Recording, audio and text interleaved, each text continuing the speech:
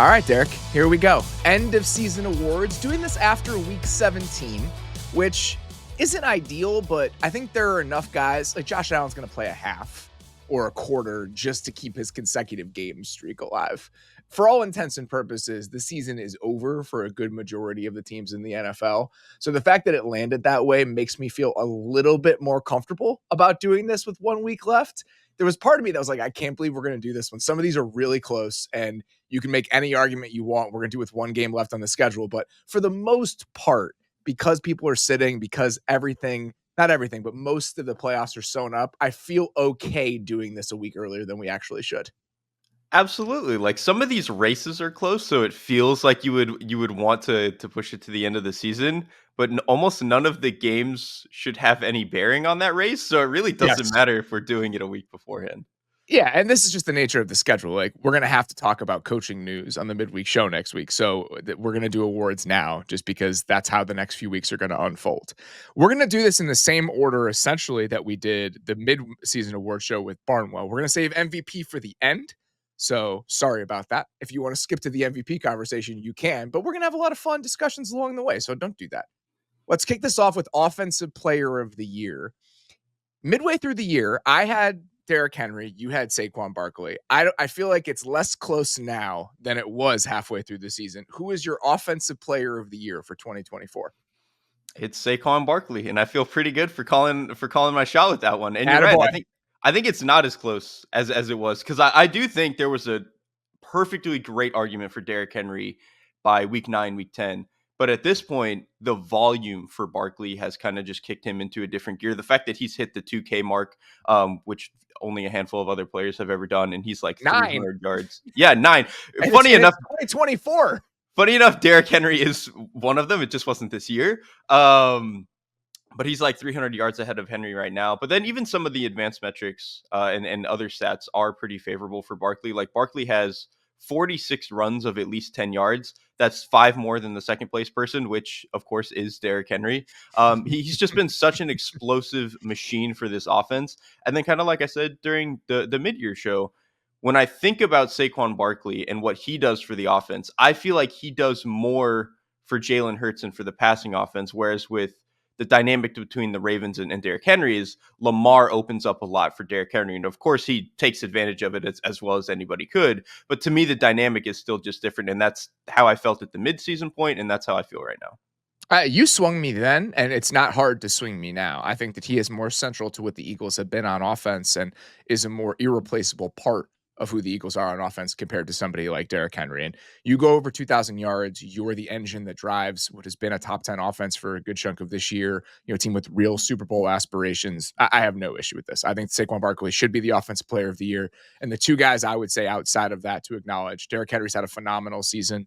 Again, I said this halfway through the year, and I believe it's still a legacy sort of season for Derrick Henry. One of those seasons where we're going to remember this when we're making Hall of Fame cases, which there aren't going to be that many running backs that are going to have solid ones from the last 10 or 15 years. I think Derrick Henry absolutely does. And I think something like this, let's say Baltimore even like wins the Super Bowl, et cetera, it really is a feather in his cap when you think about his career-long resume. And I think Jamar Chase has been unbelievable. Like when I think about receivers in the league, and this is something we should have a conversation about maybe sometime this offseason, just the Jamar Chase, Justin Jefferson thing, because I think it's a fascinating discussion and probably says more about you than it does about either of the players. But if we're trying to draw distinctions between them now, Jamar Chase is just, to me, probably like the biggest force of nature in the league. Like anytime he touches the ball, it can go for 65. Any game he can go for 15, 203 scores. It's insane. Like he is a physical force at the receiver position that is just very different than everyone else. And he has had what is arguably his best season as a pro this year. He's been unbelievable, man. He is like, I feel like the best way I've come down on him is that I think some of the other best receivers in the league are obviously Justin Jefferson and then AJ Brown. And I feel like Jamar Chase is like this 90% version of both of them, where he is almost as explosive as and like strong as AJ Brown, good at the catch point, all of that stuff. And he's not quite the route runner and slippery guy that Justin Jefferson is, but man, for a guy his size and the way that he's built, he is really, really good at route running, getting open. And he's actually grown at that from what he was, 2-3 years ago. Mhm. So Jamar Chase, man, he's just I do feel like he is the biggest force of nature. Like, just when that guy's out there, you're scared of him before the catch. You're scared of him if he gets the ball. Multiple times this year, he's taken a ball like 60 yards out on a catch and run. Like, he's awesome, man. He's the guy I wanted to put in here, but Barkley was just literally historic. Those are the three guys I'd probably throw out. Penei Sewell's had an incredible year. I feel like we should Mhm. mention offensive linemen in these discussions. I Whatever happened last night, it's a weird game for the Lions, but the season he's had, just how important he's been to that team and just their identity on offense, I think that's worth mentioning as well. But I think this one's Saquon Barkley's, and don't have to spend a ton more time on it. Defensive player of the year is a different sort of conversation because this is a weird field for defensive player of the year. Who did you end up going with? Who was your midseason pick? I can't remember. I think it was Myles Garrett Yeah, because that's my right. That's default right. was just like, there's not a great narrative here, and he still feels like the best defender in the league, so I'll give it to him. I don't necessarily think I've moved off of that, and I do think Garrett is still in it for me. I think just based on a little bit of like narrative wise, I pushed myself towards Patrick Surtain actually, just because like if we're going to typically the defensive player of the year is like the best player on the best defense.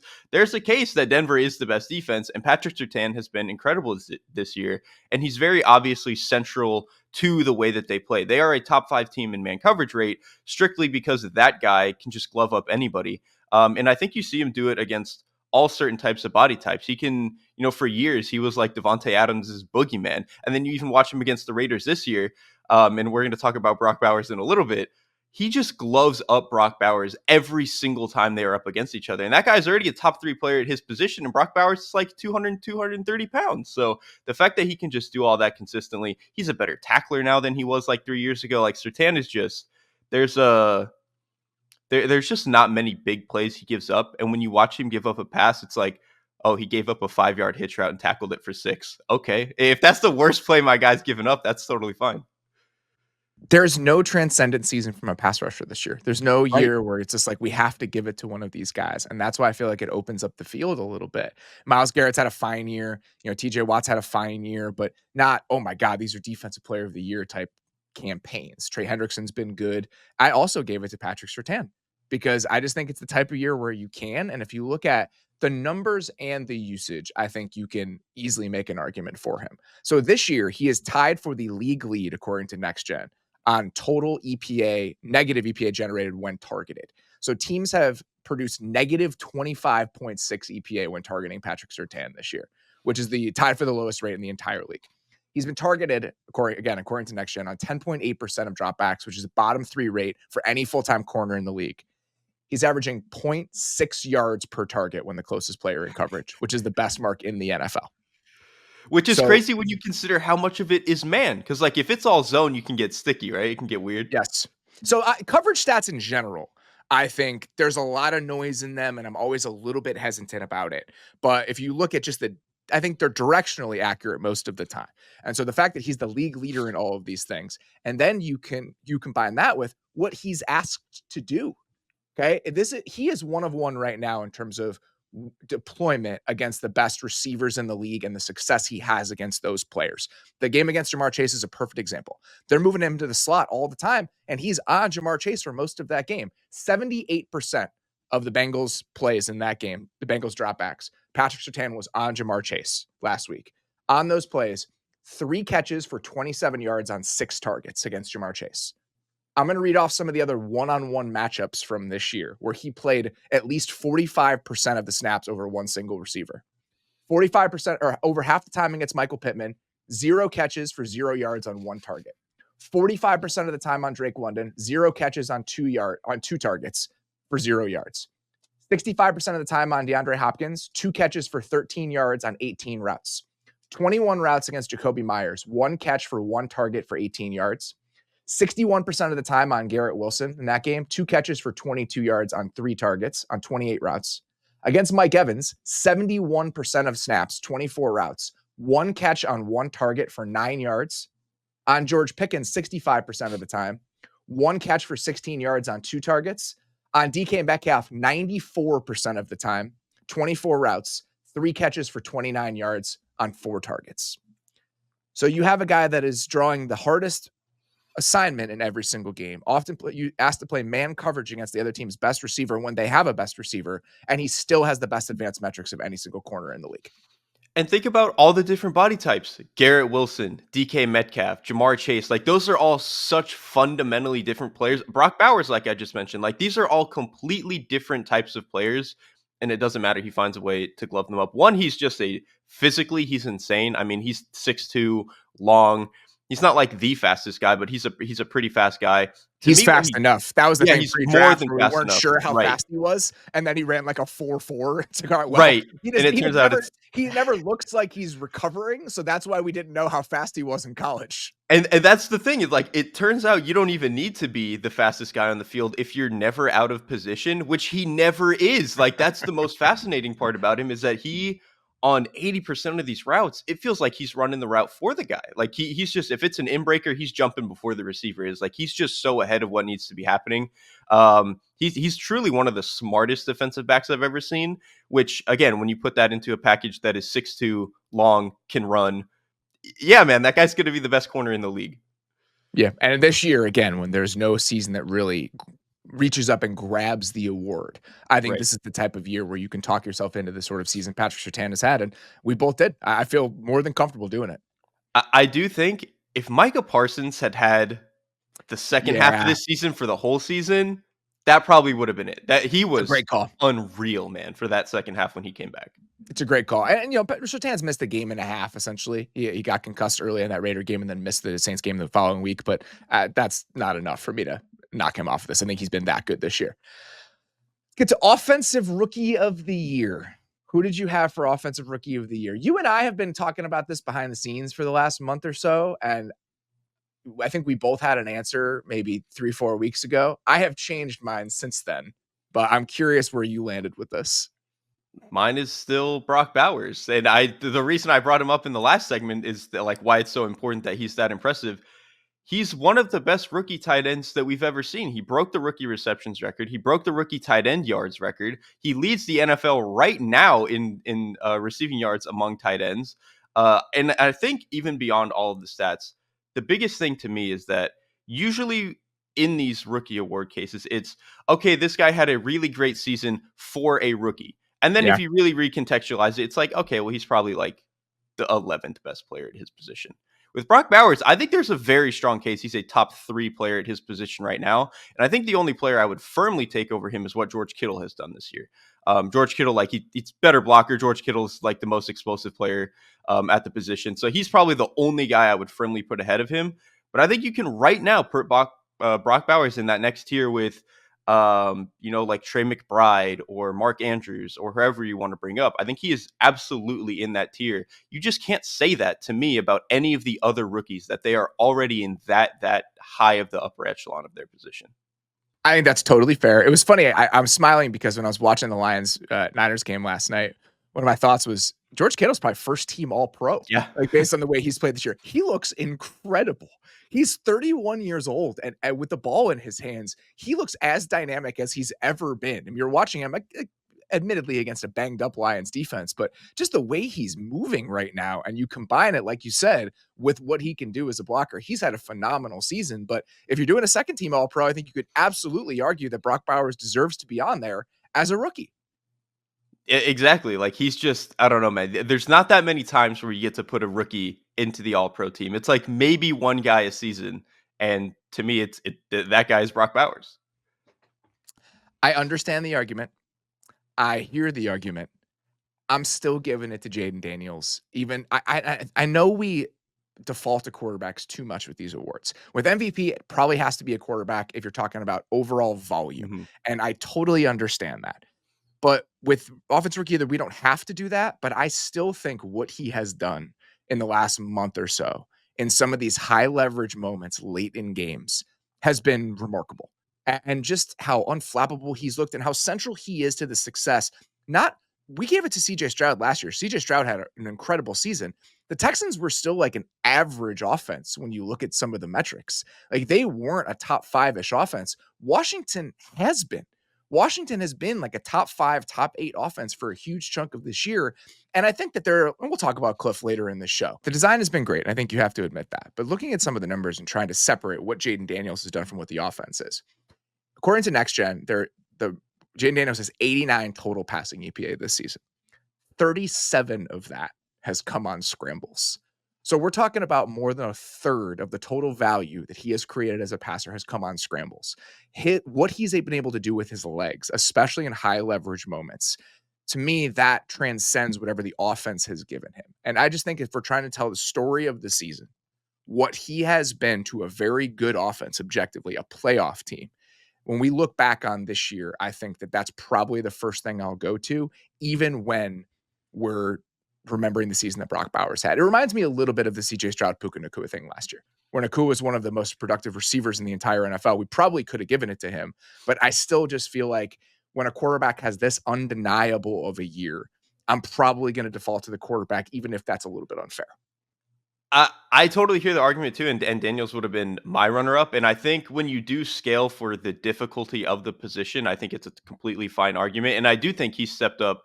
It's especially in the big moments, right? Like the numbers do kind of speak for themselves, and they've been good for a rookie. But it's the fact that he stepped up in those moments that I think kind of would separate him or push him. I just lean towards the idea of like what Nakua did last year and what Bowers has done this year is historic. Like their name is gonna be on the top of a list, and that to Yeah. me is a little bit more deserving of getting the hardware. I don't disagree with that. I just again, it's those moments that I keep coming back to, along with him doing more of the lifting for the offense than Mhm. I think we've probably acknowledged over the course of the entire season. Just some names I want to throw out before we move on, because as we talked about on the Week 17 recap show, it's been a phenomenal year for rookies, especially offensive guys. Bowers would have been my runner-up. I think you could easily give it to him if you want to. Brian Thomas, we just said, he's one of 4 players in NFL history to have 1,100 yards and 10 touchdowns as one of 4 receivers in NFL history to have 1,100 yards and 10 touchdowns as a rookie. The other 3 are Randy Moss, Odell Beckham, and Jamar Chase. Decent season from Brian Thomas Jr. Ladd McConkey is like 8th in the league in yards per route run. He's been unbelievable this year. Bucky Irving has been phenomenal for the Bucks. Like, he is already one of the most fun offensive players in the league to watch with the ball in his hands. And Tyrone Tracy has had a really nice season. Him and Malik Neighbors were both very good for the Giants. So it's a longer list than I think even normal when we're trying to acknowledge and recognize some of the really nice seasons we've had from rookies this year. And even Joe Alt. Joe Alt is actually Yeah. the one that is to me closest to my criteria of is this guy top 3 at his position? I still don't think he is. I mean, you have Penei Sewell, Lane Johnson, like Brian O'Neill, even Luke Gadecki, but he was at least closer to that than I would have thought coming into the season. He's already a good right tackle. And Yeah. with tackles, he's very young. With tackles in the league, it's always a crapshoot. You have guys, Andrew Thomas always is the famous example where he comes in and it looks like kind of a disaster, and now he's an all pro level player. The fact that Joe Alt has come in and been good right away, I think speaks to where this is probably headed. So it's a good shout. Defensive rookie of the year. We both had Jared Verse midseason. Where are you sitting now? End of the year, defensive rookie of the year for 2024. I'll be honest, this is probably the award that I feel like the least just like sure of either way, or the least like I just had a hard time like finding a guy that I felt super confident giving it to. A couple I want to shout out just beforehand, like Cooper DeJean was awesome, Quinyon Mitchell was awesome, Mike Sainristil for the Commanders was awesome, but I did kind of just default to Jared Verse because I just think the pressure numbers for what he's done this year have been insane, and I think narratively, if you want to do it, replacing Aaron Donald was always going to be an impossible task. But the fact that he's done what he's done immediately off the edge for them and given them some power, some pocket crushing ability, it's not Aaron Donald, but for a guy that you took in the first round in a defensive class that people didn't think was that good, it's about as impressive as I think he could have been. So I still ended up defaulting to Jared Verse. And if we're talking about the same thing we were with Brock Bowers, where do you sit among players at your position as a Hmm. rookie? Jared Verse is like top 5 in total pressures as a rookie. Yeah. Like, he's already been one of the most impactful defensive players in the league as a rookie this season. So I'm looking at it right now. Total pressures per PFF. Jared Verse is 4th in the NFL this year. The only guys he's behind are Myles Garrett, Jonathan Grenard, and Trey Hendrickson. That's it.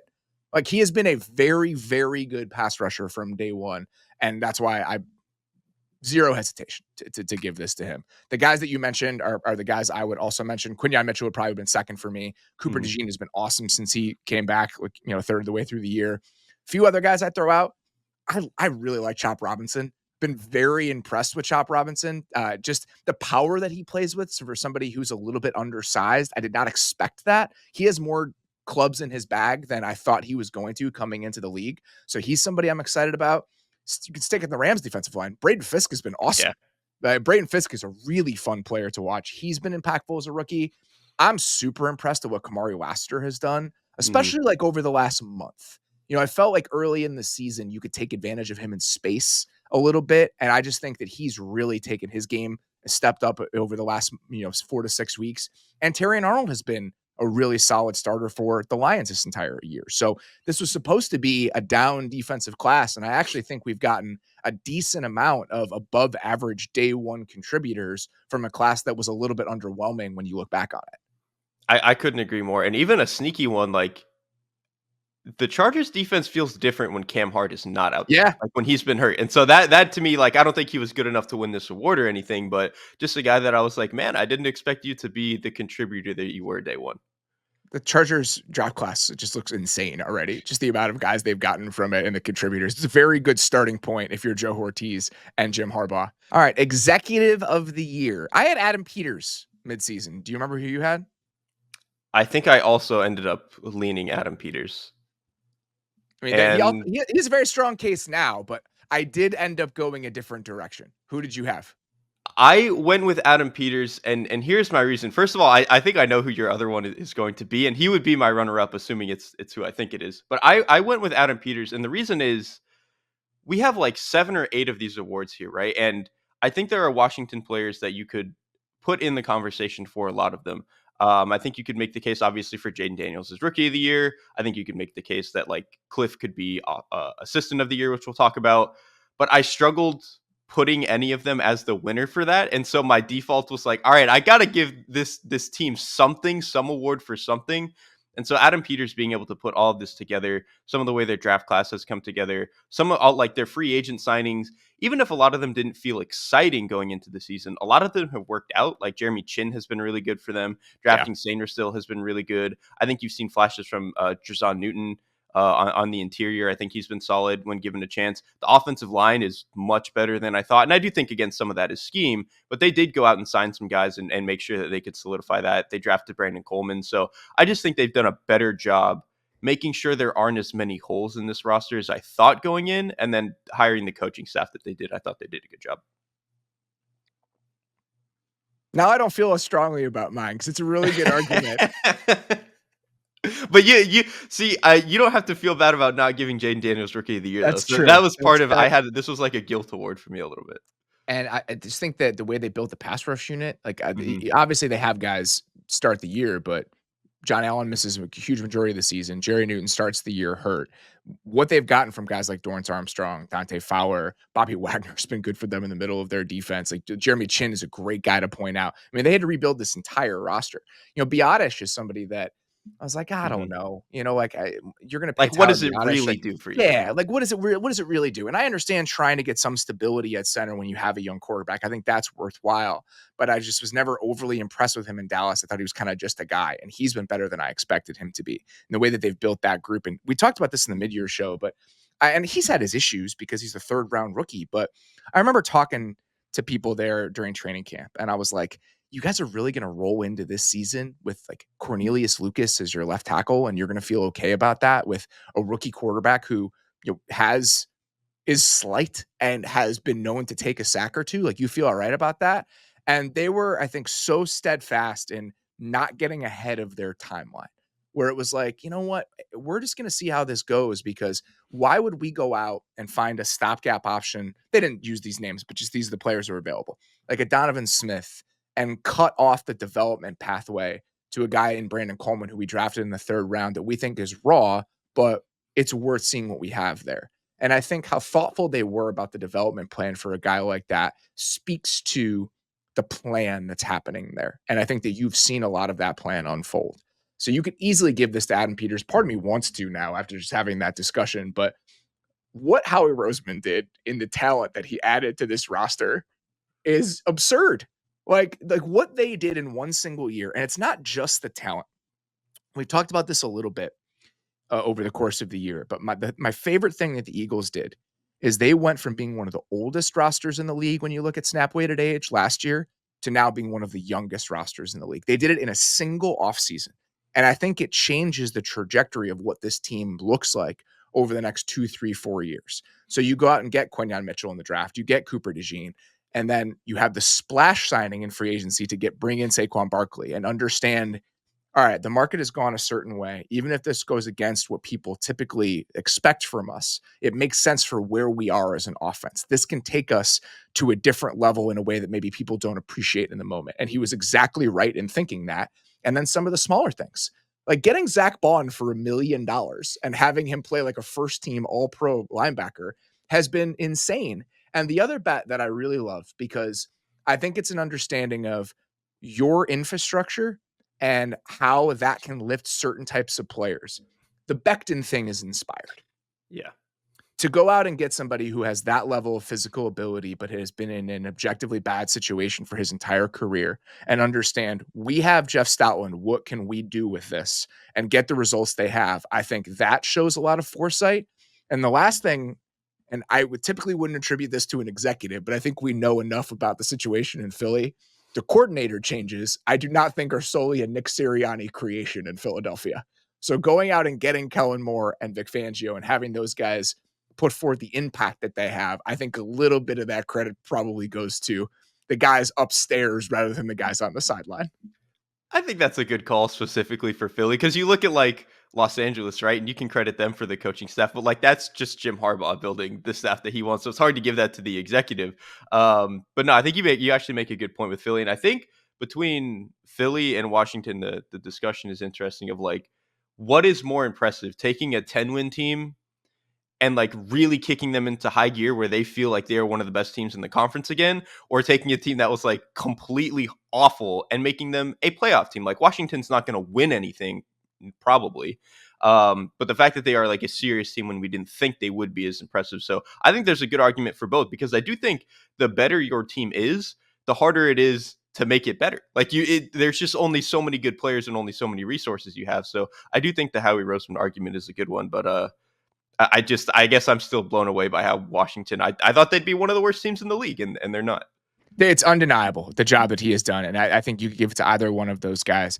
I think, and this is a silly kind of vibes based argument with Washington. I just think the scheme on offense has been so good in the way that they've Mhm. deployed those guys. When I watch Philly, I feel the impact of the offseason additions they made when I'm watching the game in a way I just don't as much with Washington. And it's maybe even if the high level players, you're not feeling the splash plays from them, that's maybe not the most important thing. If the entire roster has been turned over and like the complete product is so much better than we expected it to be. So I think you can make an argument either way. It's like, well, yeah, you may not feel the splash plays of a Saquon Barkley from Washington, but they remade the entire team and turned them into a playoff team. I totally get that argument, but I just feel like the individual additions and how important they've been to shifting what the Eagles have been and how varied those moves are, the amount of different places you're getting them from, especially when you're not drafting a quarterback second overall to like make the biggest change. Like you deserve some credit for that, but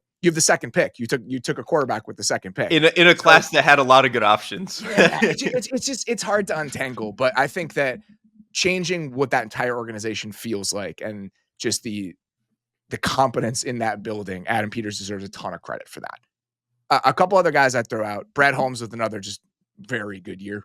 I mean, the Carlton Davis trade, which is now very sad, but what that allowed them to be on defense, drafting Terry and Arnold, Kevin Zeitler as a stopgap option, something like a Meek Robertson. Like I just like the Lions seem to do this every year where they have like one smaller DB move that allows them to play a certain way. And I thought Robertson in the slot and allowing Brian Branch to be a little bit more flexible, that was really, really well done. And then sticking in that division, I mean, Kwesi's had an awesome year. I mean, what Grenard has been for them, Van Ginkel, Blake Cashman, the Darnold signing, going out and doing that, like what they did in a single offseason, I think was really, really impressive. And then the other one we talked about him a little bit, Joe Ortiz with Yes. the Chargers. Like I don't give him that much credit for the coaching staff because again, it's just Jim Harbaugh's staff, it's his guys. But the draft that they put together and some of the free agent pieces that they put together, they knocked it out of the park this year. Like they already have 3 or 4 legitimate starters and at least 1 star in Joe Alt in this draft class. That's a pretty dang good start for this And team. McConkey's And borderline. McConkey's borderline. He's really good. Yeah, to go get those 2 guys and Cam Hart and Tarheeb Still, who's also been really good for them. Mhm. They've asked him to play a lot of roles because they've been injured on the back end of the defense. So an excellent first year from that entire front office and from that coaching staff, which I'm sure we'll acknowledge again here by the end of the show. Assistant coach of the year. You could give it to 20 guys, and I'm sure we'll Yeah. say all of their names. This is a really hard one. It was midseason. I gave it to Cliff midseason. It still is. Where did you go with assistant coach of the year? So there are some guys I want to give it to based on the fact of just like this is better than I thought it was going to be, or I just really love watching your unit. Like Liam Cohen is one where it's like this is better than I thought it was going to be. You've turned it around, especially the run game, more than I thought you would. And I really like watching your unit. However, when I really thought of like who should be the coach, the assistant coach of the year, it should just be like who's a lot of it should be whose unit felt the most suffocating and the most dominant, the most versatile. To me, that is probably still Brian Flores. Like what Brian Flores has done putting together this defense, building on what he was in year one with the Minnesota Vikings. Like we've talked about, playing a little bit more man coverage, mixing up some of what they do up front. They don't blitz as much as you think that they do because a lot of that was by necessity last year, and they've been a Yeah. different defense. So I just think his ability to consistently adapt, find different ways, be a really good game to game planner. I've just been unbelievably blown away with what Flores has done this year. He's on my short list. You could easily give it to him. I think the man coverage point is a really good one. The fact that they're a little bit more flexible. We talked about this on the recap show last week. They're number 1 in the league in EPA per dropback when playing man coverage. And you just It's wouldn't think crazy. that based on who they are. But you watch that game against Green Bay, and it's just well taught. And you brought up this point on the show, and I think it's important to remember. It's well taught because that's where Brian Flores comes from. Like he has no issue teaching man coverage specifics. You watch the way that the Lions play with Aaron Glenn. It's like, well, that makes sense. Like that's the way Aaron Glenn grew up. Well, the same thing is true for Brian Flores. He's just gone against the type for most of the last year and a half. And I love that. And I think that with more talent, we've actually gotten to see kind of the next step of this vision and how impactful it can be. I still gave it to a guy that you threw out, though. I gave it to Liam Cohen. He I was just my think second. that I wanted to so bad. if you look at the run game to me is what I come back to. This team last year in Tampa, they were a better offense than we expected. Dave Canellis got a freaking head coaching job. I'm swearing less to be bleeped less. I'm trying to be more thoughtful about it. Dave Canellis got a head coaching job, and they were dead last in rushing success rate in 2023. Where do you think they are this year per next gen after finishing dead last year? In success rate, Yes. they've got to be top 10, like 7th maybe. They're 5th. Wow. They're 5th, and obviously they brought in And Graham it Barton. wasn't as good in the first like month and a half of the season. So like over the like more recently, it might even be better than that. The run game is beautiful. When you watch the design of it, it's just so well schemed. Buck Irving's a really nice player, and obviously they bring in Graham Barton. You have Cody Mauch in year 2. Ben Bredesen has been so much better for them than I expected. But I think the design of it overall, and their offensive line coach, Kevin Carberry, deserves some credit. But what they did in that area, and then the other thing, and I keep coming back to this, how do we try to separate design from talent offensively? It's really difficult. But I think the screen game is an area where you can do that. And they have been the best screen team in the league by far. So you have the run game that's a lot of design, that's very design heavy. You have the screen game that's very design heavy. The way that they've allowed Baker to play, I just feel like some of the subtle improvements, not even subtle, some of the dramatic improvements in subtle areas of that offense from a job that got a guy a head coaching opportunity last year. That's what does it for me. I've just enjoyed watching that unit so much in a way that I didn't necessarily expect, that I'm willing to give it to Liam Cohen. I really wanted to give it to. I think if I limit it to purely offensive guys, he would have been it for me. And I do think one, the screen game is really important. Obviously, with this team, they've been one of the best in the league.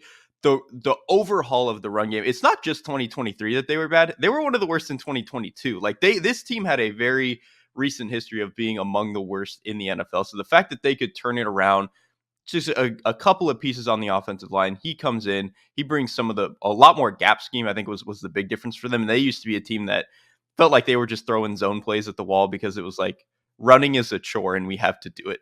But now it feels like a very serious part of their offense. And I think another interesting part of this, Baker Mayfield is going to have at least 40 passing touchdowns this season. He has 39 right now. He's almost certainly going to throw a couple more against the Saints. He has the fifth lowest intended average air yards like per attempt. Like he's not throwing the ball down the field, and he's going to end up with 40 passing touchdowns because again, the screen game is good. Some of what they do with motion to just get some of these free releases in the flat, some of these easy crossers, like they've been phenomenal. Cohen has made it as easy as possible for Baker Mayfield and really taken advantage of some of the talent that they do have between Mike Evans and Bucky Irving. Yeah, it's when you try to separate talent from scheme, the ways that they've created separation and just how dynamic that offense feels overall. That's why I give it a slight edge over what Washington has done, just because I think the drop back game for Tampa is more dynamic than what Washington is bringing to the table. And that stat I threw out about Jaden Daniels and the amount of value they've created on scrambles. That to me is like ultimately what knocks Cliff down just a slight peg. Like what the quarterback has been able to create out of structure and how that's been a breaking case of emergency option for the offense so many times in high leverage moments. The quarterback deserves credit for that. I think the play caller and the design deserves a little bit less credit for that. But I'm still unbelievably impressed with what Washington has done. Beyond the passing game, their run game and the Mhm. design of what that has looked like throughout the entire year has been absolutely phenomenal. So I would probably have Cliff as like a 1B. Brian Flores is right there. Some other names I think you have to throw out. Both Lions guys, like before his Yeah. unit got decimated, the job that Aaron Glenn was doing was unbelievable. Ben Johnson, you could probably give this to him almost every single year, but I think the difference between what Cohen has done and what Ben Johnson is doing, this is year one for Cohen. To do this in year one rather than being able to build on it over multiple years the way that the Lions have, that to me is what gives him a slight edge. And then a couple other guys, Todd Monken, and we'll talk about this a little bit later. I've I'm more impressed with the construction of the Ravens offense than I thought I was for a good chunk of this year. I think it's easy to get blinded by what Lamar and Derrick Henry have been. I actually think it makes me frustrated that he's not a more bulletproof play caller in big games because the designs themselves are unbelievable. Jesse Minter, we mentioned, has done a phenomenal job with the Chargers defense. And I'm really impressed with what Jeff Halfley has done in Green Bay. Just how alive and that the back end of that defense feels and some of the disguises and just all the things they've tried on that side of the ball this year to get the most out of a young and flawed set of defensive personnel, I think has been extremely impressive. It's been awesome. And then even there were still a couple more I like thought about. Like Vance Joseph's defense is not necessarily that intricate, but like they were maybe the best in the league, and they have thrown some really good mix-ups this year. Their front has been way better than I thought they were going to be. And then Jesse Minter with the Chargers. Like if my framing for starting with this was wow, this unit was way better than I thought it was going to be, the Chargers were certainly up there for units I just did not think that would be that good. This one's going to be a bloodbath. Coach of the year. Who was your coach of the year midseason? Is Tomlin? I think I it think was we all had Tomlin Tomlin. because I Yeah. was like, how do they have 8 wins at this stage of the season or whatever? And I think some of the shine has come off there. And it's still been a great season overall for Tomlin. I think now at this point I've moved a little bit off of I think one of the guys I would have put in that category beforehand, but it's Same. Kevin O'Connell. To win 14 games with Sam Darnold is amazing. We can talk about Sam Darnold a little bit, and he's been a good, like an actual good player for them. It's not like this is just purely a miracle, but to take a guy who was statistically one of the worst quarterbacks we'd seen in the modern era and turn him into a guy who can maybe go out and win the one seed in the NFC in year one of him being in the system is phenomenal. And then just the way that he's put together some of the rest of this coaching staff, like to bring in Brian Flores and do what he's done. So it's just I think Kevin O'Connell to do what he's done with this roster, to build to this moment with this team, I'm cool giving it to him. I'm also giving it to Kevin O'Connell. And this is just, it's about more than wins and losses. It's about understanding his role and why this team looks the way that it does. Kevin O'Connell is the architect of this offense. He is the one that is the loudest voice in Sam Darnold's ear. And I just remember talking to Sam Darnold before the season about him coming into this year and just kind of the change in perspective that had happened. And we talked about what happened with San Francisco last year and just him being in that sort of offense and that sort of ecosystem where you're listening to a play caller who's explaining to you the intent of why things are the way that they are and what that does for you as a quarterback. And I think that was a really instructive experience for him. And the same thing is true of it in Minnesota and just what that feels like when you're the quarterback for this sort of team. Being able to sit there and have somebody like a Kevin O'Connell be able to so clearly articulate to you what the intent is behind everything we're trying to do and the change that instills in you as a quarterback, the choices that you're making, the style that you play with, you've been able to feel that. There's still moments where Sam Darnold is going to make a decision that is probably a little bit too aggressive for his own good. But I think that you've felt like a rewiring of his DNA as a player because of what Kevin O'Connell's offense is and what sort of influence he has over the quarterback specifically. And you combine that with exactly like you said, he brings in Brian Flores last year and just that self-awareness of I want something that feels explosive on that side of the ball. I want something that doesn't feel passive. I want to tap into a play caller that I think matches who I am and what I'm trying to accomplish offensively. That was, I think, a really inspired decision to go out and hire a guy like Brian Flores to run the defense. So that's where I landed. I just think that the Darnold story is one of the best in the league. The Darnold story would not happen without Kevin O'Connell. And this isn't just about what the offense has looked like or some marginal offensive improvement. They have a chance to finish with the best record in the entire NFL or the second best. Yeah, exactly. He kind of checks both boxes where it's not just this team is better than I thought they would be, which is usually kind of the starting criteria for coach of the year, but it's also that they like you can make a case that they are the best team in the league. I don't know if I Yeah. would actually do it, but like they're probably top 4. And the fact that you can do that with again a team that is quarterbacked by Sam Darnold and he looks like a fundamentally different player, it's hard to go a different direction at this point. Yeah, usually it's you either pick the team that the best team in the league or the team that overperformed the most. This might be both. It might be both, The Vikings might be exactly. both of those at the same time. You could list off 10 other guys for this. What Jim Harbaugh has done in year 1 with the Chargers is remarkable. But again, he has Justin Herbert. Justin Herbert's done a lot of the heavy lifting for that offense, but it is undeniable how different it feels in that building with Jim Harbaugh than without. I mentioned this recently on a show, but I was there a couple weeks ago in that locker room and just talking to Derwin James and just the smile on that man's face and how happy he is to come to work every single day. And I had another, I'll mention this because I think it's a good anecdote. I was talking to Deion Henley, who I really enjoyed the discussion that I had with him. And we were just talking about culture and how things change. And he was telling me a story about how, usually in OTAs and stuff like that, especially when you get into training camp, they do things like the rookie talent the rookie singing where you'll go up and sing. And they didn't do that.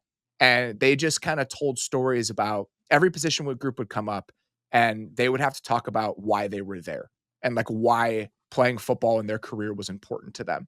And he said, like, that made a difference to me. The fact that that was the first thing that we did, I think is just really indicative of what Jim was trying to create from day one and just really root this in a sense of why this is important to all of us and why we're doing this together. It's a really subtle thing, but when you're in the locker room in LA, they have where they went to high school, where they went to college, and what star recruit they were. And I don't think I've ever seen that in an NFL locker room before. And talking to guys there, they were like, yeah, it sparks conversation. Right. So like, oh, you were a 0-star recruit. Like, how did that happen? Or like, oh, I didn't know you went to that high school or whatever. It's just a way to like kind of spur something with the way that locker room feels. And I think it's this really small touch, but just little things like that. They seem silly, but I think in totality, you can really feel it when you watch this team play right now. That's the most Jim Harbaugh stuff I've ever heard in my life. But it's perfect because I think obviously all of these coaches love football, right? But I think there is with Jim Harbaugh, there's kind of a different level where he very obviously loves like what football represents, the community of Yeah. football. And so all of those anecdotes I think make perfect sense for a guy like him that he wants to foster that and really bring that to the forefront as much as possible. And it's very earnest. Like it's not with nothing he does is fake. It can't, yeah, there's Right. nothing calculated about Jim It Harbaugh. might be insane, but it's very earnest coming from him. Dan Quinn has done an unbelievable job in Washington, and what that building feels like. Him choosing Cliff Kingsbury to be the offensive coordinator and what he's done. You'd easily give it to Dan Quinn. You could give it to Dan Campbell seemingly every single year. Mike Tomlin has been excellent. Andy Reid has had another really good season. The one guy that isn't even listed on the odds for this that I think is insane because if you gave it to him, I think you could make a serious argument. Sean McDermott. What the Bills have done in like a soft reset year to be the number 2 seed in the AFC and have been in play for the 1 seed if the Chiefs didn't have this ridiculous stretch, he absolutely deserves to be mentioned. Matt LaFleur has done another incredible job with the Packers in that offense. And the last guy I would throw out, and I'll talk about him again in a second here, Sean Payton. I think Sean Yeah. Payton deserves a lot of credit for the season that he has had, considering some of the questions we had about what Sean Payton was at this stage in his career. So that's 1, 2, 3, 4, 5, 6, 7, 8, 9 guys. And I think you could probably name a couple more to not piss people off. It's a lot of good coaches in the league. I feel like we used to be at a point where there were like 8 and you really needed one of those guys, but I feel like we're at a point now where there's a lot of really good ones. Yeah, we did. Sean McVay and Kyle Shanahan are not on Right, this or list. not even in the running There's for a it, but lot you of know they're really great. good coaching jobs right now. We hit these on the mid-season show, and I wanted to hit them again because I think they're just a fun way to talk about the season that was. So, your most pleasant surprise from the 2024 NFL season has been what? There's a couple of names I want to throw out, and it's hard to pick one, so I'm just gonna throw them all out anyway. Zach Bond, and it's not just that Zach Bond is good; it's that he's literally playing a different position. Like that was a Yeah. pleasant surprise to the coach who's handling him. Vic Fangio got him in camp and was like, "That's not a backup inside linebacker. We're gonna move this guy. Or that's not a backup outside linebacker. We're gonna move him inside, see what happens." And he might make like second All Pro team. Like so, the fact that he's been able to do that is incredible. And then another one to me. Brian Thomas Jr. He's like, I know rookies are always a crapshoot, so feeling like they're a surprise is kind of weird, but he, I think, universally was billed as a guy where it's like, man, the talent is crazy, but he's so young. This is probably going to take a few years. It's probably going to take some time for him to be not only just firmly good for a rookie, but in historic air where you were talking about earlier, where the only guys who have done what he's done from a production standpoint are, what is it, Randy Moss, Odell Beckham, and Jamar Chase, literally like 3 surefire Hall of Fame type of talents. The fact that he's already in there has been a huge surprise to me. And then Darnell Mooney with the Falcons, like the fact that he's been so good and so consistent for them was like a huge, huge surprise to me. That's a really good one. The Donald Mooney one, that's a really good one. I went more like unit kind of team storylines with this. And we talked about a couple of them already with no need to belabor this. What Washington's offense has been, considering what the preseason expectations for that team looked like. I mean, you can make a serious argument, people did, that they would have been, if not the worst offensive line in the league talent-wise, then one of the bottom 3 units. And what they've gotten out of that group specifically, I think speaks to the job that Cliff Kingsbury has done there and just the ability to really lift every piece that they have had. So the fact that Washington has been not only not one of the worst teams in the league, but like a surefire playoff team. Not one that squeaked in, but like from the first month of the year, it was like, yeah, it's one of the best 10 teams in the league, one of the best 12 teams in the league. Like I have no qualms about that.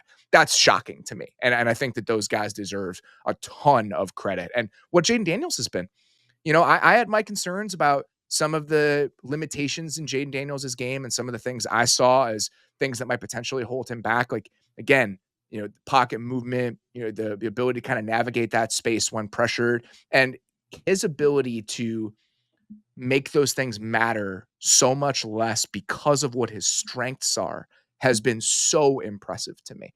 So just everything about his rookie year and his ability to really tap into those superpowers, I've been super impressed by. Sam Darnold, Yeah. like we kind of you touch on this with the Kevin O'Connell thing, but the fact that Sam Darnold is playing like this and that moment that he had on Sunday is awesome.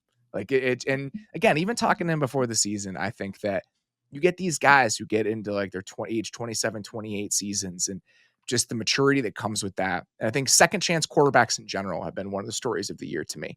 What Baker has done, what Jared Goff has done, what Geno Smith has done, and just kind of reframing the way that we think about some of these timelines. That to me is something I'll really remember from the 2024 season. And the last one to me, again, I alluded to this in Coach of the Year. It's been fun to watch Sean Payton get his groove back. I couldn't agree more. I I couldn't just agree think more. that I didn't really know what to make of that team coming into the year. And the whole Russ thing last year was so strange. And Sean Payton for 15 years was one of those guys we just chalked up as a difference-making offensive coach. When you watch those Saints teams play, they were just rooted in the right stuff. It was never the sexiest unit in the league, and obviously he benefits from having Drew Brees, but you look at what the Broncos offense has been built on and just how sound it all feels and the pass protection plan that they've had from that group, but also just some of the wrinkles we've seen over the course of the year, like the Marvin Mims usage and what their screen game has been, and just how comfortable Bo Nix has looked in that offense. So probably should have mentioned Bo Nix for offensive rookie of the year. I think he's a step down from the other guys, but I've been impressed with what Bo Nix has been. And I think that's partially because of what Sean Payton has built with that entire offense overall. So him becoming, again, one of those guys where, are you one of those lifters? Are you one of those force multipliers in a positive way? I think he has undeniably been that. And it's been fun to have that version of Sean Payton back in the league. I've wanted it back because his offense is different, or it can be different. Like right now, it's a little bit more of like the Teddy Bridgewater ish stuff that he was doing back in New Orleans. But he's, I think, for a long time, and like currently, a lot of the top offensive play callers are your Sean McVays, Kevin O'Connell's, Kyle Shanahan. It's not one to one all of those offenses, but there's a lot of similarity. Sean Payton goes Yes. about it in a little bit of a different way, and I just think the fact that we have one more of those guys now is pretty cool. I'll say this.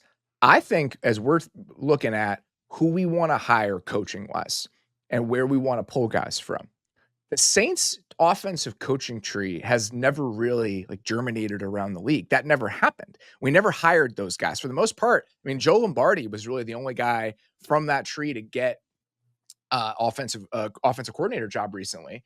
And other than that, they haven't really picked off that tree. But if you look at some of the best offenses in the league this year, there is DNA with what those Saints teams were. Ben Mhm. Johnson didn't come from there, but a lot of the Dan Campbell did. And then when they were building that offense over the last few years in Detroit, a lot of the drop back stuff they were trying to pull from was inspired by those Saints teams. They had coaches on that staff that were totally fluent in those ideas. And so I think you saw that. Joe Brady comes from that Saints world. And I think that you see some of that influence in what the Bills offense is. I'd be curious if I were looking at offensive coordinators, I would be talking to guys on that Saints staff. I'd Mhm. want to have a conversation with Davis Webb about like what he's done with Bo Nix and what that offense looks like and why it looks that way. And I do think that's an untapped resource as we think about where we should turn coaching wise in the league. The last thing I want to say, just in terms of the Bo Nix thing, because I know people are going to be pissed, and I'm already like regretting forgetting to talk about him earlier. Right, you didn't have to bring it up. Yeah, it's okay. So here, I'm looking at the stats right now. Quarterbacks with 100 or more dropbacks in the league this season. You look at EPA per dropback on those plays. Bo Nix is 22nd in the NFL. That's good, right? Like that is good for a rookie That's a quarterback. win for a rookie, yeah. Yes, that is a win for a rookie. That does not mean you're offensive rookie of the year. Jaden Daniels is 5th in that. And That's that's not actually good. it's not an end all be all statistic, right? Situation matters. But again, the conversation we're having about Sean Payton, the fact that Bo Nix has had the best pass protection in the league, these circumstances in Denver have been better than I think people painted them out to be coming into the year. Pass protection lifts the floor of your offense. And I think that that's the type of unit we've seen in Denver. We've seen a floor lifting unit because of the way the line is played. Bo Nix has been one of the worst quarterbacks in the league statistically when pressured. He's done a very good job. I think that he's been better than anybody expected. He is not, to me, putting together the type of season that warrants a real argument to be the offensive rookie of the year. I just wanted to say that at some point on this show because I know we're going to hear about it. I think that was measured and kinder than I probably would have talked about it, so well done. Let's keep rolling through these here. So after biggest surprises, what is your biggest disappointment from the 2024 season?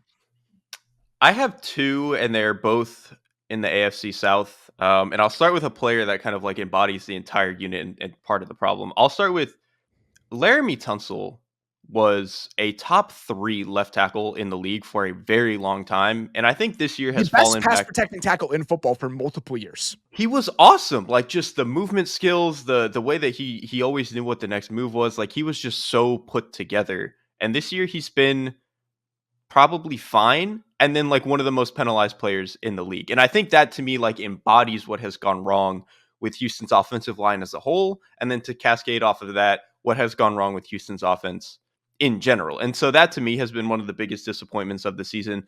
And then the other one to me is the Jaguars defense. And to me, like the signing of Eric Armstead kind of embodies this. Like he was so good in San Francisco for a long time. They bring him in. He's the perfect body type for Ryan Nielsen's defense. And none of it comes together. Like he doesn't end up being a good player. None of the other players really feel like they take the next step on the defense. They're blowing so many coverages in the back end. So I thought this was a defense that I don't think I put them in my top 10 on the preseason show going in, but I was like, there's an argument for it. They should be a top half defense and they could put something together. And the fact that they've been maybe the worst in the entire league over the course of the year, I think that's been a pretty big disappointment. It's a good one to bring up. We haven't talked about the Jags in like 2 months because it doesn't feel like we need to. We'll save those discussions for when they have a new coach and we talk about what things look like moving forward, but it's absolutely worth mentioning as you consider the whole season. The Texans offense is number one for me. We've talked about this 100 times. We don't have to talk about it anymore.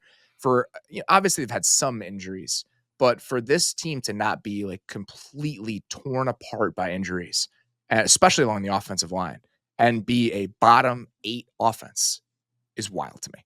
Like I just never expected this to be possible, and they need some serious discussions about how this needs to change moving forward because I still think that CJ Stroud is a very gifted quarterback, and what we've seen from him this year, and just how broken and aimless it all feels, has been hard to watch. Like it's not just disappointing; it's depressing. I think that to me is number one with the bullet. My other one, I think sort of similar. I think a lot of the things I would say about the Texans, I would say about this team, it's the Bears offense. Like, I don't think we needed the Bears offense to be a top 10 group this year, but I didn't expect them to necessarily be an embarrassing mess. And we've talked so much about this and the blame pie and how this all goes around. It's a combination of everything. Caleb is holding onto the ball way too long in some of these moments. They are also number one in the league in unblocked pressures allowed this year per next gen.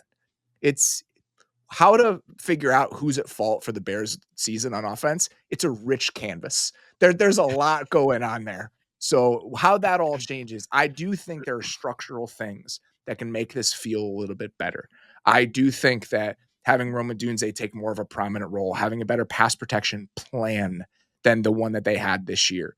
I do think that there are potentially better days on the horizon with somebody like Ben Johnson if that were to happen. But for 2024 specifically, I think that they are right behind the Texans offense for the unit that felt the most different watching it week to week than I expected it to feel coming into the year. I think that's a really good one. Like it just, and especially too with Caleb, I think if you're talking about like disappointment in terms of expectations, just thought he would be a more creative, explosive player, like even with the ups and downs. Like ups and downs, I think were perfectly expected with a player like this. You knew he was going to hold the ball too long. You knew he would try to make some of these weird plays and do some of this stuff. But I thought you would at least see more of the highs. And I truthfully thought you would see more of the interceptions where he's like trying to make some of these throws and he really wasn't. And so that to me was the biggest disappointment.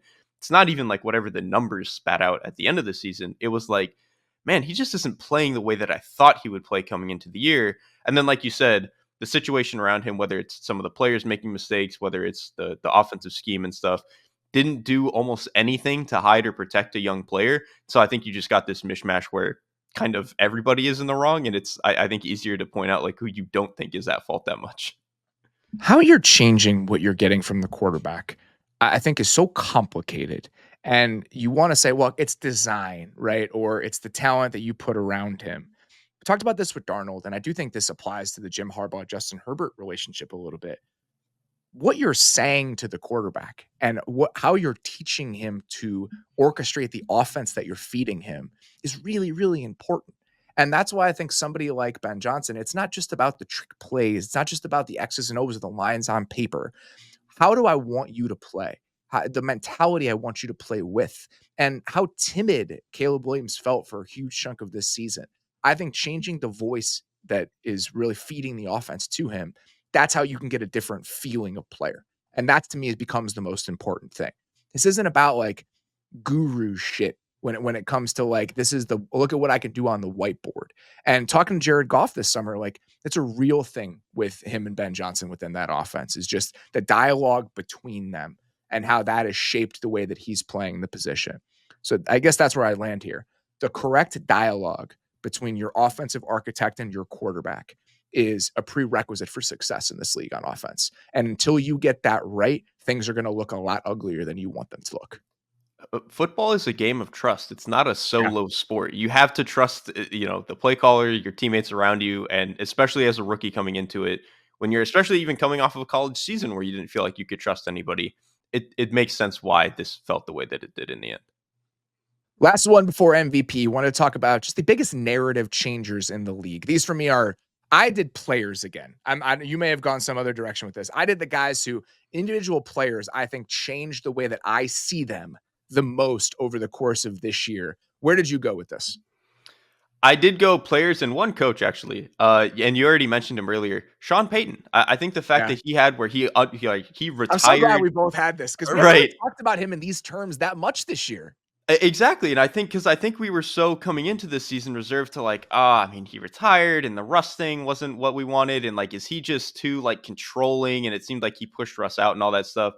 He gets his quarterback, and whatever you want to say about Bo Nix, he's very clearly it just felt more reinvigorated about how he wants to put together Yeah. the offense. And that to me has been like, okay, Sean Payton's back. Check that box. I feel great about him. So I think he's been a big one for me. And then a couple of other players. Obviously, Sam Darnold is one of them. And I think that one is pretty self explanatory at this point. And then the two other ones I had Chuba Hubbard for the Carolina It's a Panthers. The fact that great one. they went out and drafted a running back in the second round and we're like, we're trying to replace this guy. And then he just goes nuclear and gets himself paid. I thought that was huge for him. And then to me, Leonard Williams for the Seattle Seahawks, he was a guy where it's like, okay, solid player to have. I don't know if the trade for him was that good. I don't know how well his game is going to age. Like, what are we really going to get here? This year, I was like, dude, the old man strength is doing a lot for this guy. This is a really, really nice addition to his He's game. 31 years old. That's where you start getting the old man strength. That's where it starts kicking in. And I This think, is spoken like a man who was born in like 2003 right. I mean, or whenever you were born. 97, which is it's still he's not that much older than me, so I should probably slow down on the old man talk. He's only like 3 or 4 years older, but in football terms, he is an old man, Three or and four it's years older. I might as well be dead. I should have thought about that when I went into the old man strength It's vision real here, though. but It is real, it and that's is. the way that he's playing this year. I think those are all really good. I speaking of the Panthers, Bryce Young. Well, Yeah. Bryce Young was left for dead early this season. I was more than willing to say we did it. We did it on this show where it was like, well, that was the Bryce Young experiment. We'll see what happens with the Panthers over the next couple years.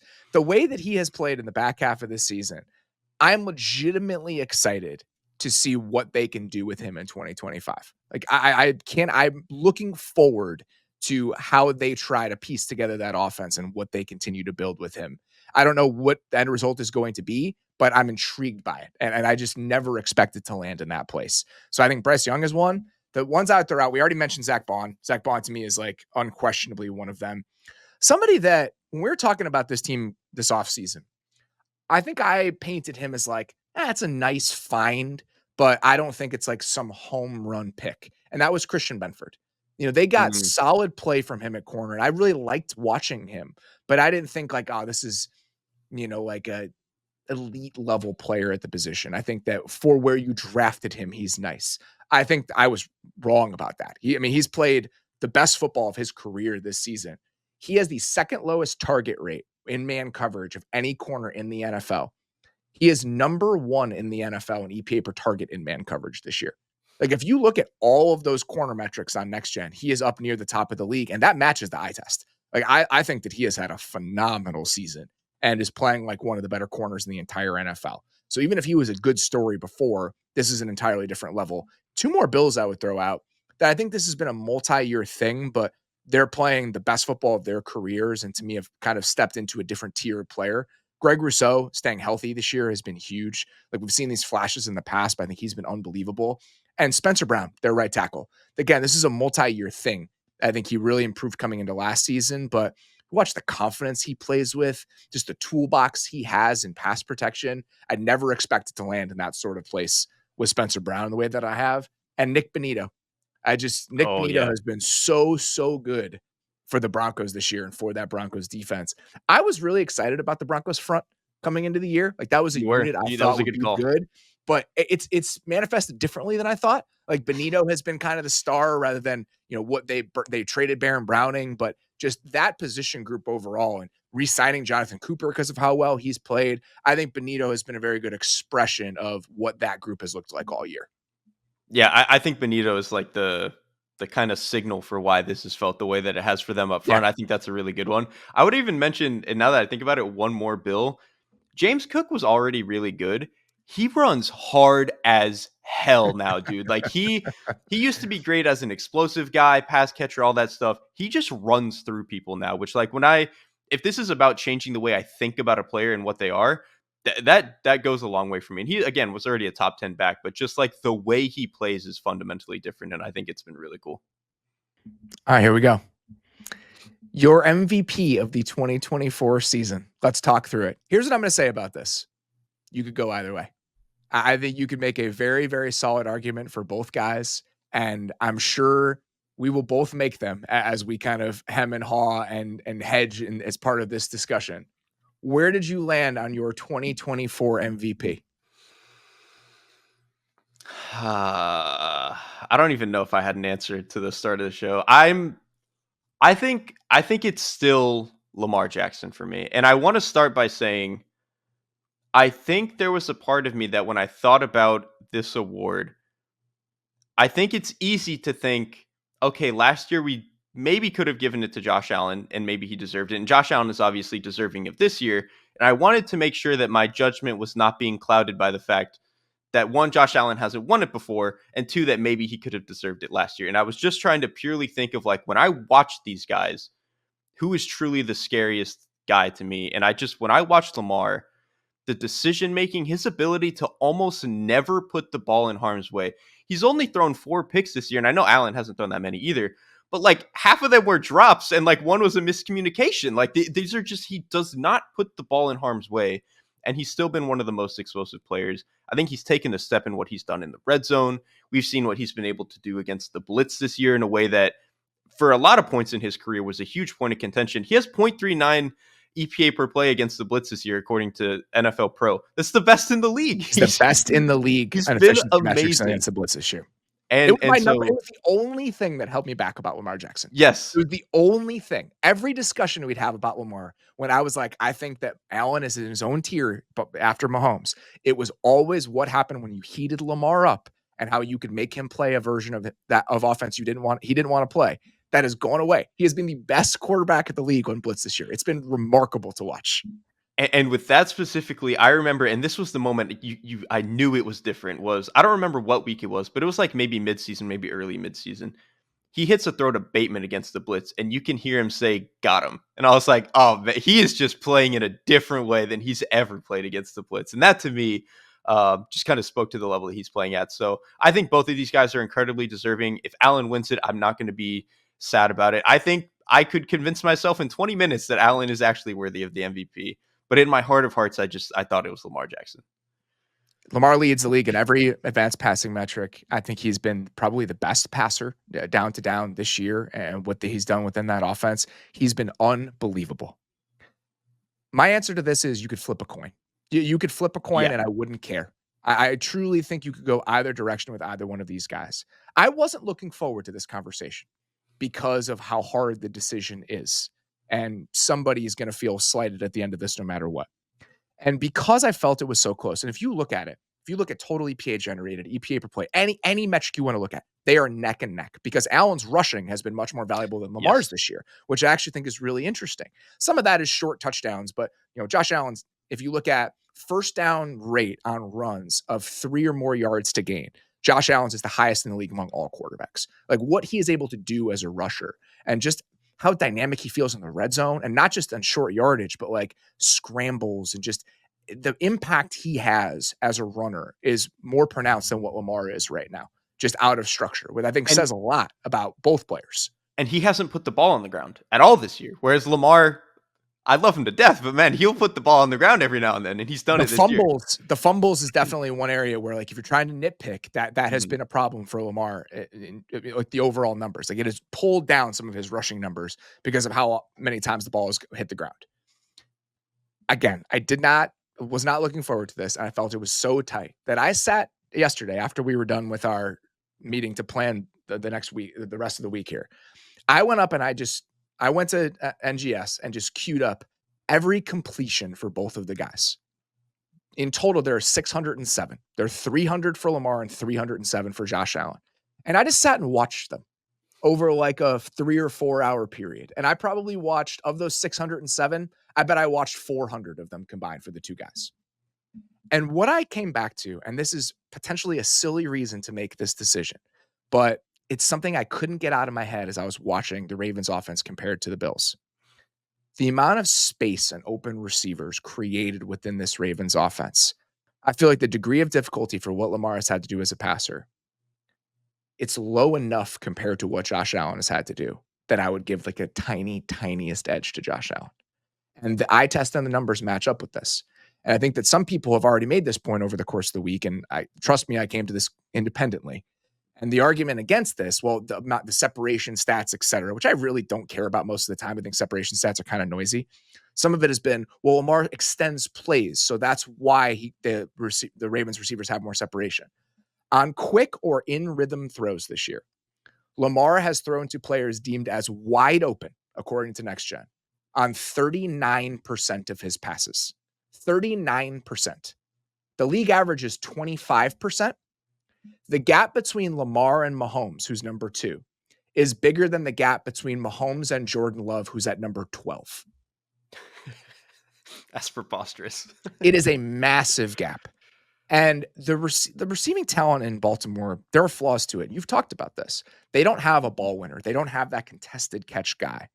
But I was so impressed when I went back and watched this at just the amount of space created from the players that they have.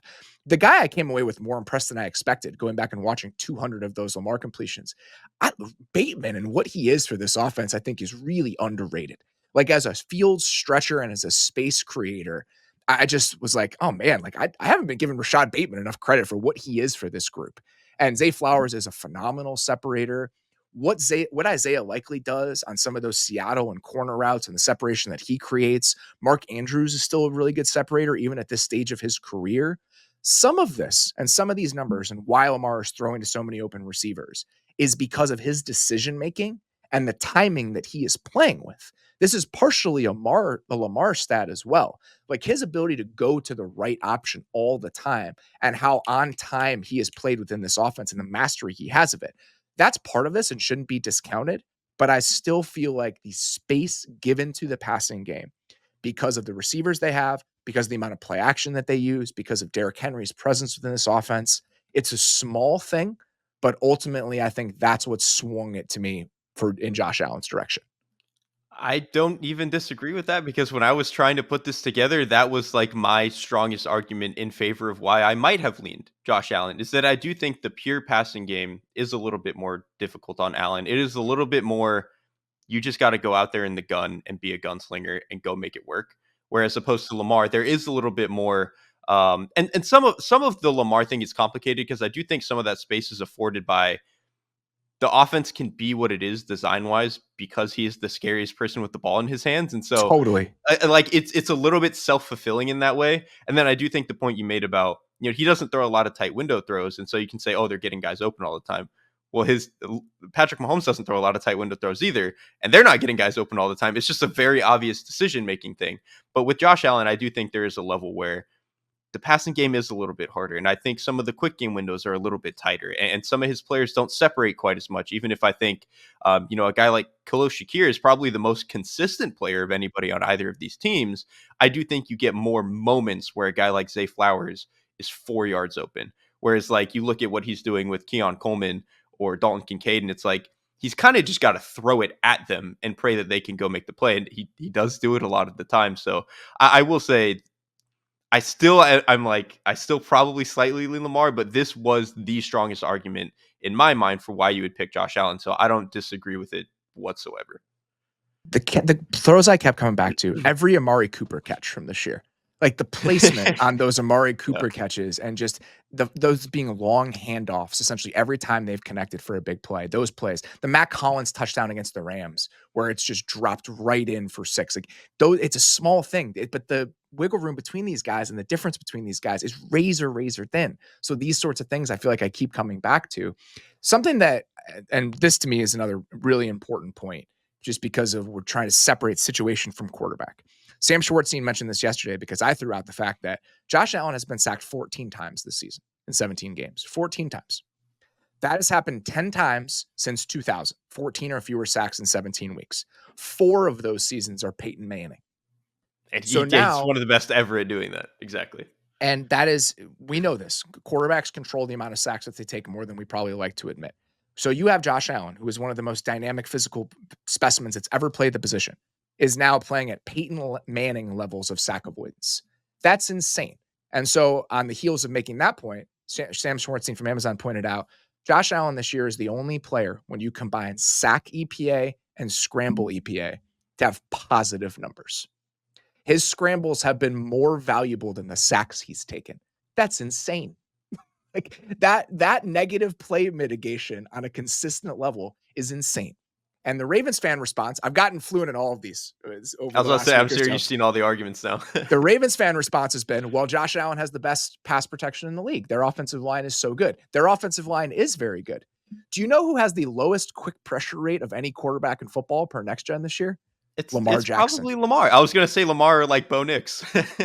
It's Lamar. The Ravens' pass protection has been excellent this season. Ronnie Stanley has played at a really high level. They've gotten a ton more out of Roger Rosengard than you expected. So if you look at things that account for how often the quarterback is getting pressured, Josh Allen has a pressure to sack rate per PFF of 8%. That is the lowest mark in 10 years that they have measured. He has a higher pressure rate than Lamar, but he's just refused to get sacked this year.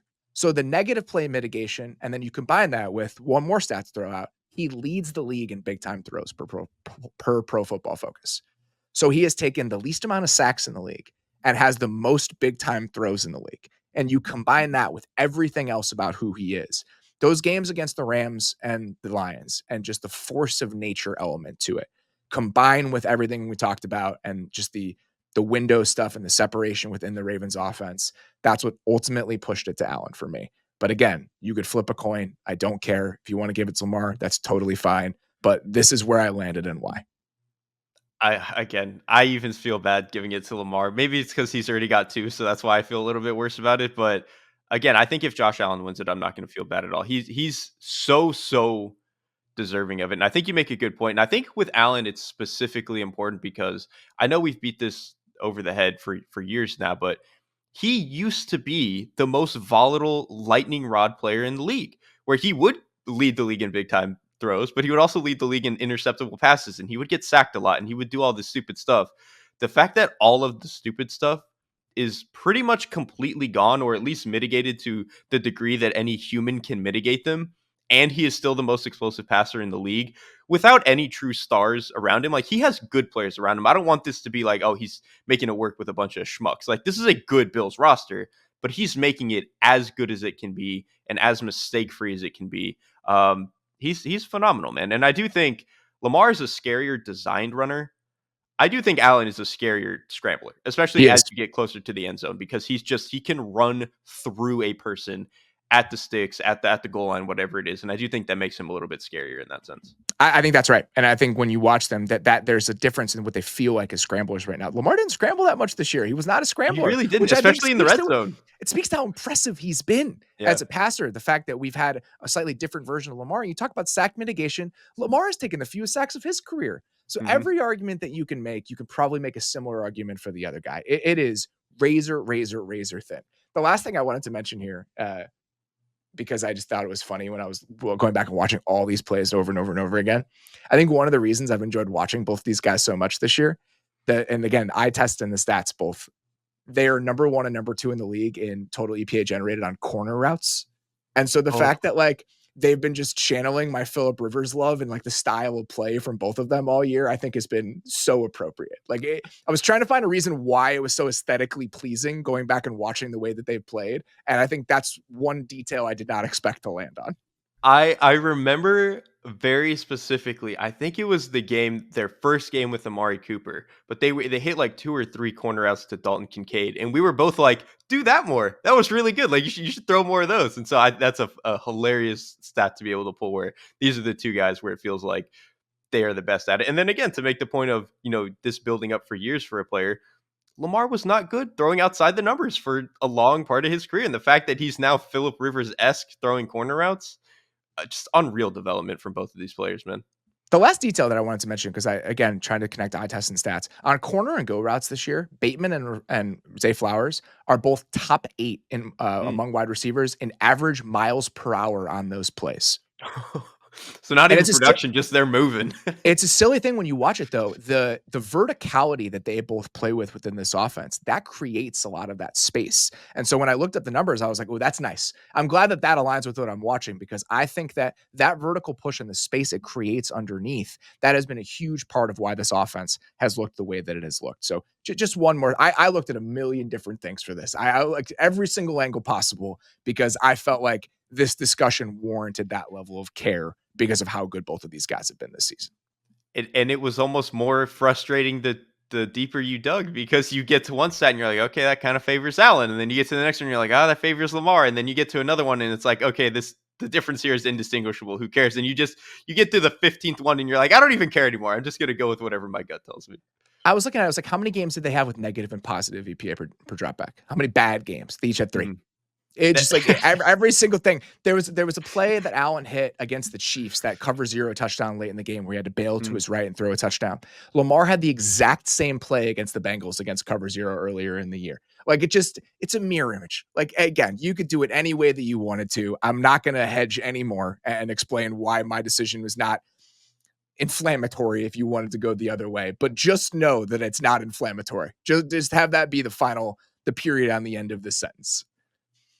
All right. That is all we've got for today. We will be back with our week 18 preview on Friday. Obviously, a couple games that are going to take up most of the oxygen there, because those are the games that matter heading into week 18. So enjoy your New Year's Day. Hopefully you guys can listen to this while just sitting on the couch hanging out. We will be back on Friday. Until then, appreciate you guys listening. We'll talk to you very soon.